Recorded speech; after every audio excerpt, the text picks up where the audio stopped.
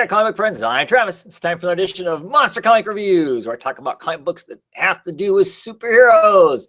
These are books for the week of October 1st, 2014. Got quite a few superhero books to talk about this week.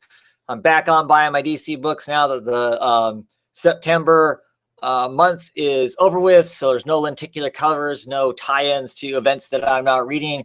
So kind of back to our regular schedule of talking about books. I don't have these in any particular order today. Usually my superhero books, I talk about them in alphabetical orders because that's a way for me to organize them, try them out or whatnot. Because I'm doing this live, because I'm feeling really lazy and don't have time to film it via a video camera and then go through the process of rendering it to then go up on YouTube. We're just gonna kind of do it this way. If you happen to catch the show live, leave me some comments. Let me know what's going on with you. What are you reading? Yeah, we're talking about books from last week, even though this is Comic Book Wednesday for this week. As you know, I don't have my books. Wah.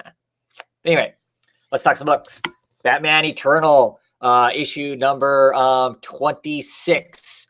Didn't really care for this issue. It's a Tinian scripted issue. It feels very Tinian scripted to me.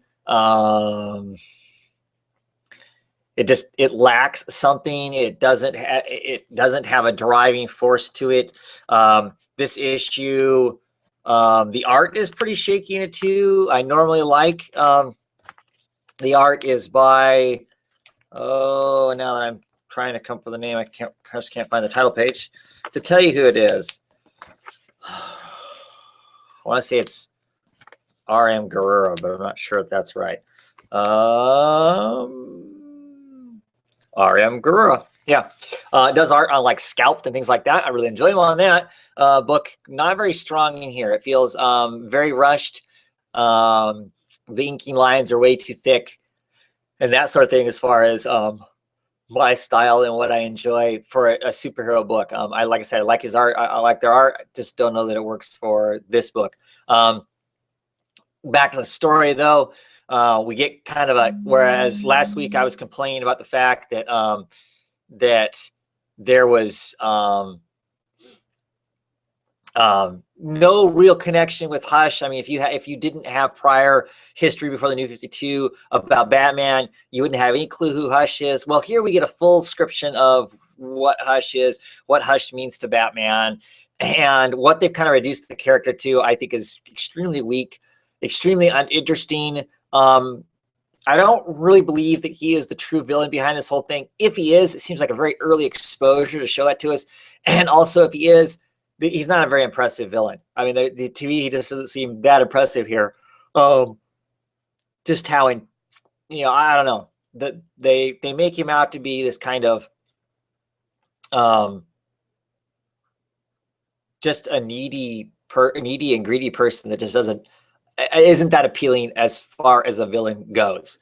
So I think it's really lacking in that sense. So I'm hoping that's not the case. And if it is, I hope that somebody fleshes him out better than what he just got fleshed out in this issue in particular. The other thing about this is we get Stephanie Brown. She's full on spoiler here. She's acting like a superhero. She sneaks into a prison to harass her father, who's just been thrown in prison. She's acting like this old badass and whatnot. Makes zero sense. How does she go from just being, a high school or college student, which right at this moment I can't remember which it is, to suddenly being dressed in a costume? Well, yeah, she can go cosplay or whatever and get a costume. That's fine. But how can she do that and then, suddenly be this badass, super sneaky superhero? There's no frame of reference for that to make sense at all. The other thing that happens in here is we once again go over the whole let's bury the hatchet thing with the whole rift between the Bat family, which was addressed in Batman and Robin very well. And in here is just really kind of weak and lame and unfortunate. So I don't know why they're readdressing that now. If you're a Batman fan, you should be reading the Batman and Robin book, in my opinion. Anyway, so we all know that. I don't know whatever. I don't know. It wasn't done very well in here. I guess you need to touch on it. Each book needs to touch on it. if they're going to talk about it and address it or do anything with it. It wasn't done very well here, and I don't know that it's actually ever going to be addressed anymore. So if it's not going to be addressed, or it's not going to be a linchpin of the story, why even bother to talk about it in this issue? So they better make it part of that. If you're going to introduce it in there, make it part of something that matters. Otherwise, you just waste our time with those pages and panels telling us some information that doesn't have any real bearing on the story. So hopefully it means they're going to use it in some sense. I'm suspicious they're not, but hopefully it means that they will. Anyway, on the book I really enjoyed, Justice League 3000, issue number 10. This is a great book. Our heroes engage with the villains. They come up with a smart plan. They engage the villains. They beat the villains, and it's over. It felt like there was an ending to the book. Opens it up for there to be more book, obviously, because the book is continuing. But it had a finale. It really felt finished. I don't know if that's because the writers said, okay, we may only get 9 or 10 issues, so we better write ourselves a position to where we can actually tell a finished story, have it be done. That way, if the book's canceled, it won't matter anymore. They can all be happy. So I don't know if that's the case. If it is, it still worked. I'm excited to see what's next. I love how these characters kind of come together. They work better as a Justice League than the actual Justice League. And these people are all damaged personalities who maybe really don't have a reason to get along with each other. Maybe don't. They've got more working against them than they have working for them, and somehow they figure it out, and it's enjoyable. And I just really like this comic. I'm not reading the other Justice Leagues. I'm reading this one because this is a fun one. This is the enjoyable one. This is the one that tells us a heroic story of a superhero team doing what superhero teams should be doing. Good stuff. Gotham Academy issue number 1. Have mixed feelings about this. There are aspects I like. The ideas in the story I like. I'm curious to find out our main character, Silvermane, or is her last name. I'm curious as to what her issues are with Batman.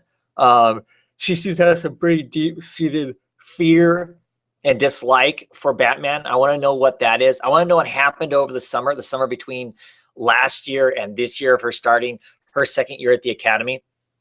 I want to know what that is. I'm interested in that. I'm interested in what the damage that there is and stuff. The secondary character, Maps, she's fun. She's a fun character. I don't know if the story in particular in itself was written exceptionally well. But like I said, I am curious. It's not written poorly. The dialogues works. So it's not, it's not any real problems there. It just feels like there might have been a better way to have started this series out. I'm not exactly sure what that is though. I don't feel like that the book is geared not for me. I can see there easily being a question. Most of the characters are female. They're very young. They high school kind of age type kids.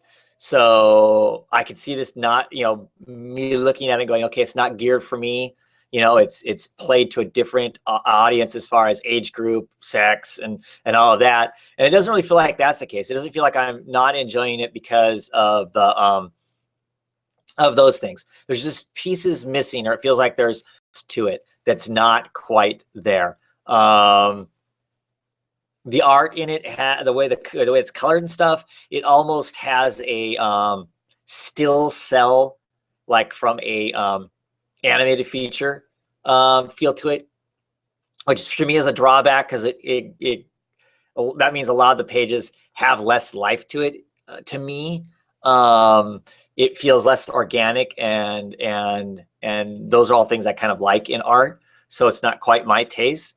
I don't hate the book though. I'm actually definitely going to be hanging around for 3 or 4 issues just to kind of see how it settles in and what it really becomes. I can see it being a very popular book. I'm just not sure that I'm 100% sold on it. I didn't dislike it, but I don't know that I'm 100% sold on it. But I like Gotham. I like the stuff that has to do with Gotham. So I'm kind of suckered there. There's stuff that has to do with historically Gotham and that sort of stuff that kind of gets tossed around the background of these pages that I find really interesting too.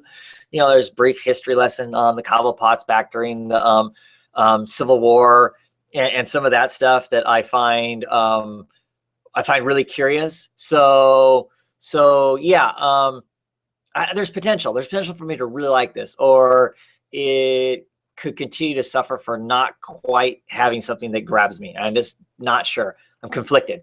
It's a book I'm conflicted about, and I'm not sure if my confliction is I really want to like it, and so therefore I'm cutting it more slack than what I should, or if there really is things about it I really like, and there's just something I can't pinpoint exactly as to what it is that's has me off a little bit on it, but still gonna hang on to it for a while. Talk about another book I really enjoyed. Wonder Woman issue number 34, penultimate issue. Next issue is at the end of this month, the end of October, because this one got delayed a little bit. At the end of October, it's the end of this 3-year run of Brian Aurelio and Cliff Chang will be done. It's been an amazing run. This issue was no exception. There was nothing about it I did not like. I love Wonder Woman kind of tricking Spite into dragging her back out of hell, even though she's, seems to be mortally wounded and very weak. Tricks her into helping her in a way. I love that. I love Cliff Chang's art, the face up and facial expressions, the close-up shots of Spite suddenly realizing that Wonder Woman may die peacefully in hell, and Spite's not going to have any of that because she's Spite, and so she grabs her and drags her back to the mortal plane, which of course I think is really what Wonder Woman wanted to have happen. I was surprised by the Stone Soldier that's in this. I didn't realize, it never occurred to me who that Stone Soldier could be. I don't want to spoil that. So that was a cool piece of it too. I actually really like the part with Hera back in this. She very quickly, when she becomes immortal again, she very quickly falls into her old ways, her old bitter, I don't care, the stuff that she used to worry about. Suddenly she can very quickly go back to not caring about it anymore again, because she spent an eternity being a god, and she was immortal for a very brief period of time.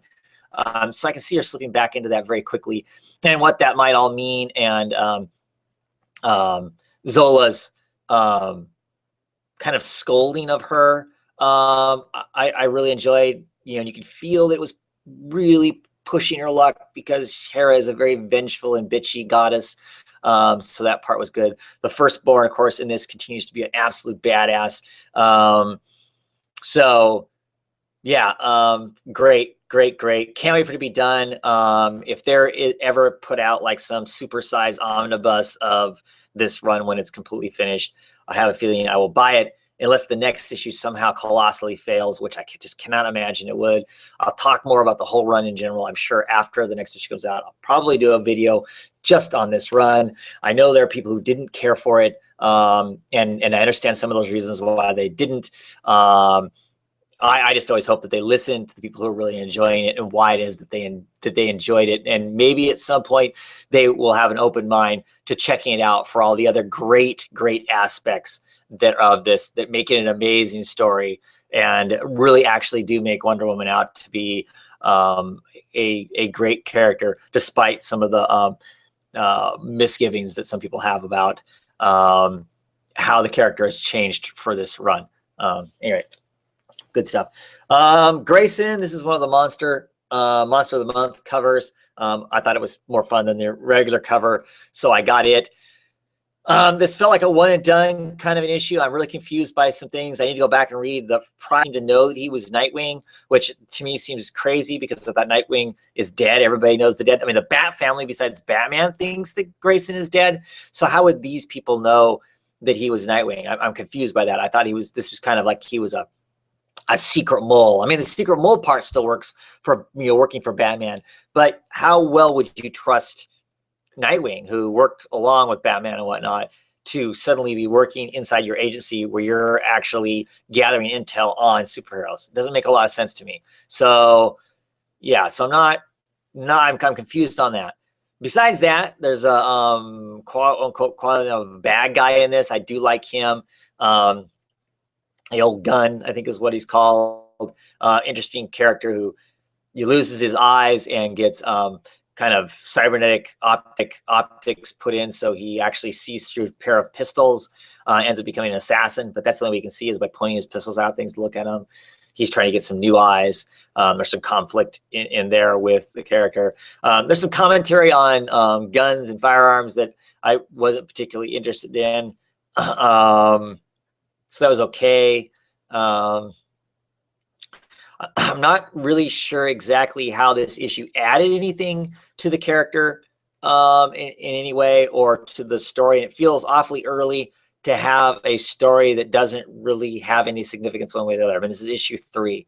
So you think everything should be building into the character. And I don't see where this does, because the characters he interacted with up until this point, the character he interacts in this issue ends up as a fatality by the end of it. So obviously there's not going to be long-term,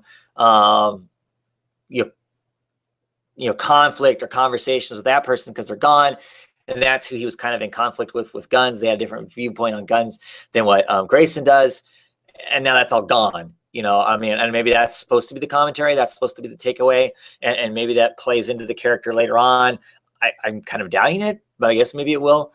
It just feels to me like, as much as I appreciate one and done type stories, it just seems awfully early to have a story that doesn't seem to have consequence besides a little smidgen at the end, where we get the whole spiral thing some more and some seeking around stuff like that. One pretty big thing in here, which I thought was kind of funny, and I don't know how long they can keep playing on this stuff. Of course, Grayson, his first name is Dick, and so you get all the Dick jokes and all that kind of stuff in there. And of course, here's this massive one-page splash page of a woman. If you're reading the book, you obviously know she's, in the throes of love in some fashion or other. She's saying Dick's name, so she's saying Dick. And of course, the title of this issue is "The Gun Goes Off." All Freudian stuff to the nines, which is amusing. It's funny, but how long can you do it? I mean, at some point, the Dick jokes have to get old, don't they? I would think. I mean, I thought it was funny. I mean, I took a picture of it, tweeted it everywhere, so that was amusing. But yeah, Grayson. I'm gonna hang around it for a little bit longer, but I'm beginning to wonder. It's really verging, other than the Janin art, which I absolutely love, his art, his style, it is definitely moving towards the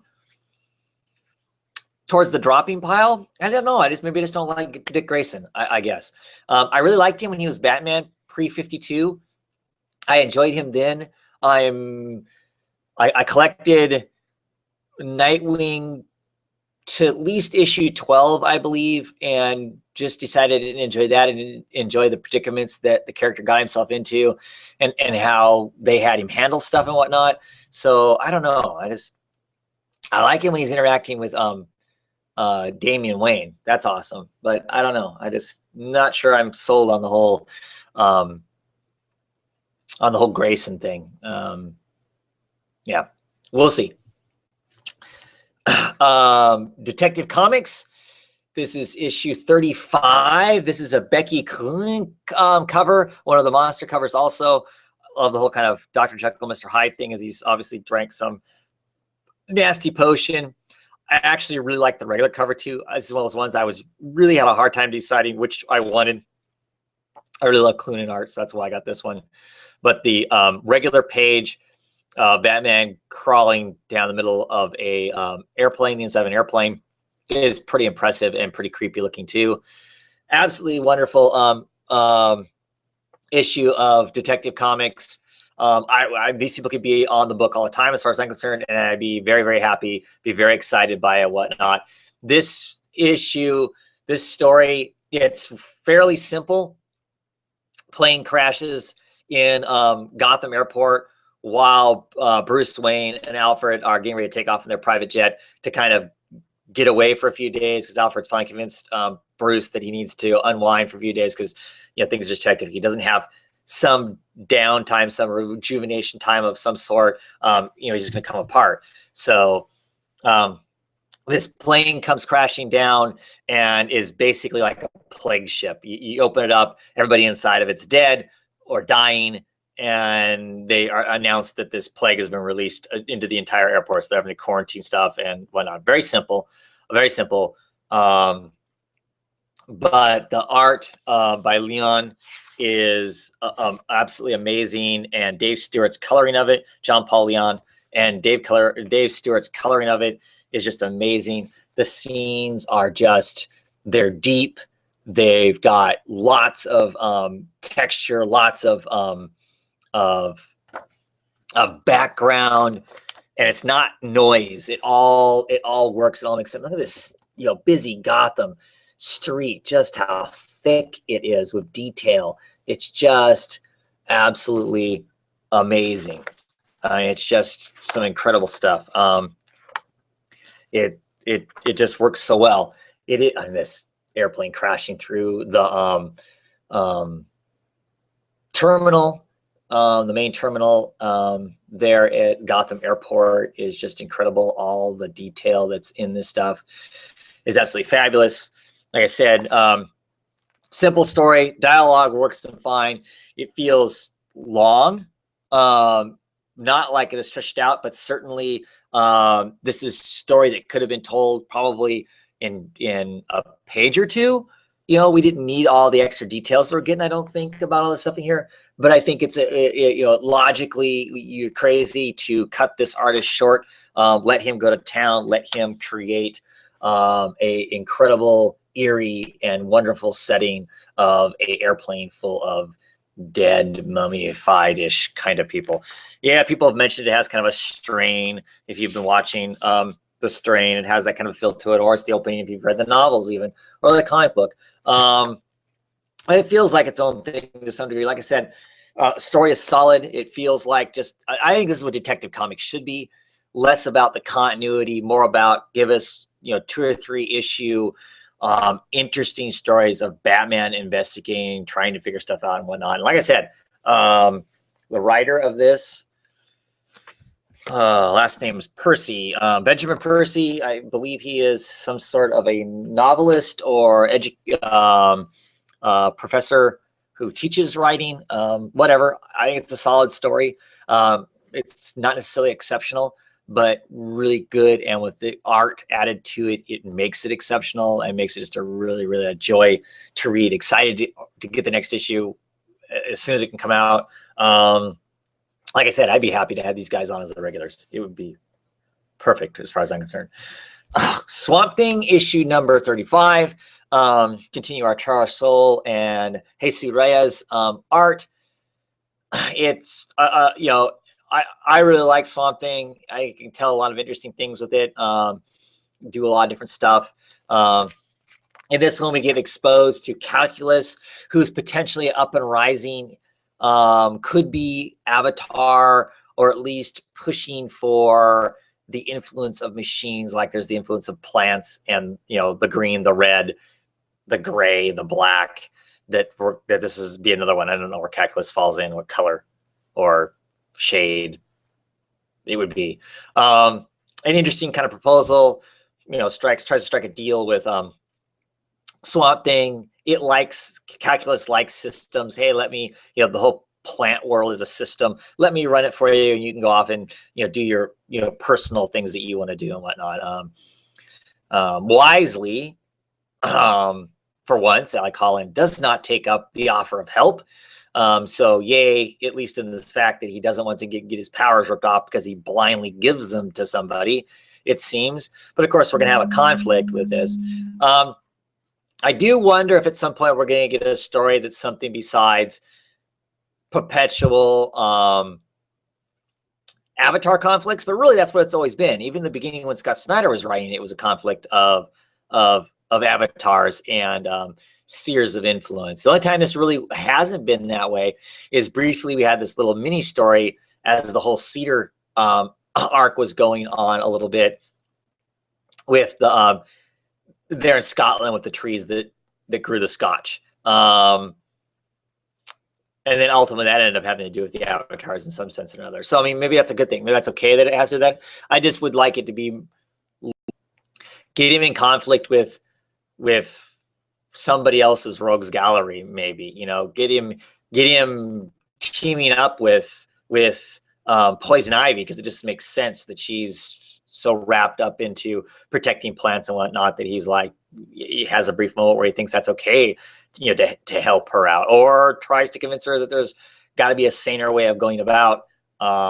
saving plant life without taking as much life as what she seems to think is okay to do. I don't know, something maybe a little different. I heard from Sleepy Reader 666 that Soule is actually on the book until 40, so we got 5 more issues of him, it sounds like, maybe. So I'm curious to see where that all goes to, and then what happens after that. Maybe some new writer will come on and venture off into one of those directions. Still really enjoying it. Still got some great art in it. You're just seeing some reoccurring themes that 35 issues in, maybe it's time to start maybe looking at something different. But I'm still not hating it. It's not to the point where I'm going, oh my God, not this again. So Suicide Risk, issue number 18.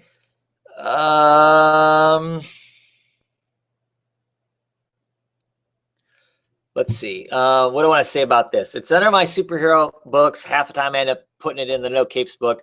Really doesn't have to do with superheroes initially. These are superpowered people. This issue, another wonderful cover. I think the cover is by Stephanie Hans, done all the covers. Great covers. I think this issue is actually, the artwork in it is Hamid John, which is a different artist. One of the things I think is interesting is this book never takes a break. Like lots of books will take like a month break. A lot of these indie books take a month break so people get recharged or the artist gets caught up or whatever.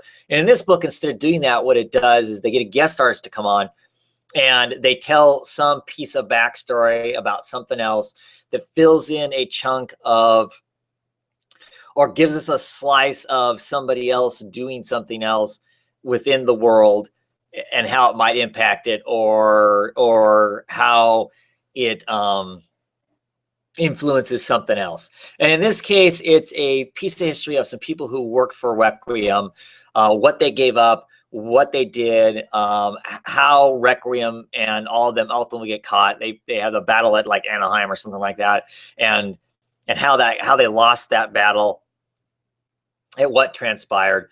And so it's really interesting. The art in this, the Straw that I was unsure of, I wasn't real keen on it, just because it's different than the person who has been doing it, and I really enjoy that person's art. But I mean, okay, it worked. It did well. There's some good fight scenes in here. There's some good